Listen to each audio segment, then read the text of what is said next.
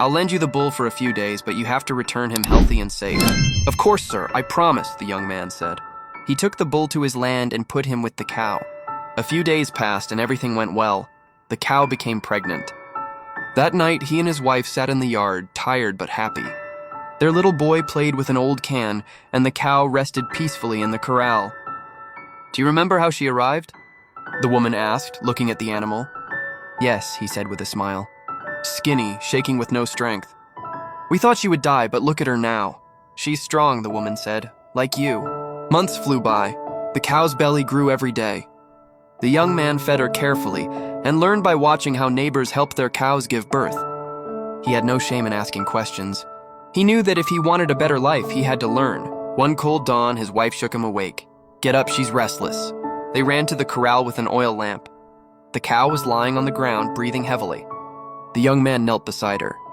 There were no veterinarians or animal doctors nearby, just the two of them, him, his wife, and their little boy. "Easy, calm down," he whispered to the cow. After a long moment of nerves and effort, they heard a soft cry.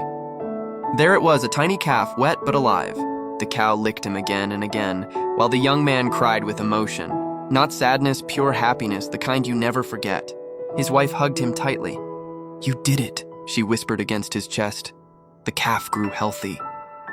Every day they went out together to gather grass and water. The young man kept renting small pieces of land and planting forage. He was no longer just a laborer for others. Now he had something of his own, a cow, a calf, and a dream.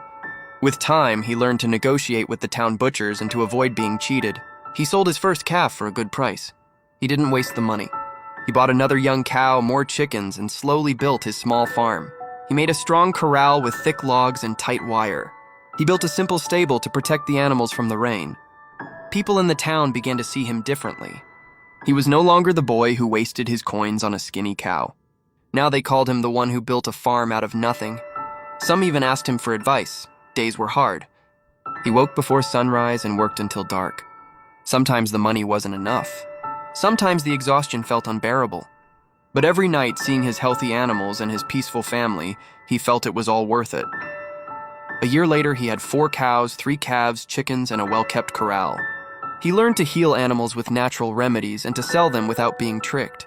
Most importantly, he no longer depended on anyone. Not borrowed land, not anyone's mercy. One evening as the sun went down, the young man said softly, "If I hadn't bought that skinny cow, we wouldn't be here." His wife Anne smiled with tenderness. The young man fell silent and looked toward the horizon. And so, with a cow everyone thought would die, began the story of a farm built with work, faith, and patience. Sometimes the best opportunities hide inside what others throw away. Did this young man's faith and effort inspire you? If you enjoy stories that remind us that second chances exist, follow our page and leave a comment. That way, we'll know you want more stories like this.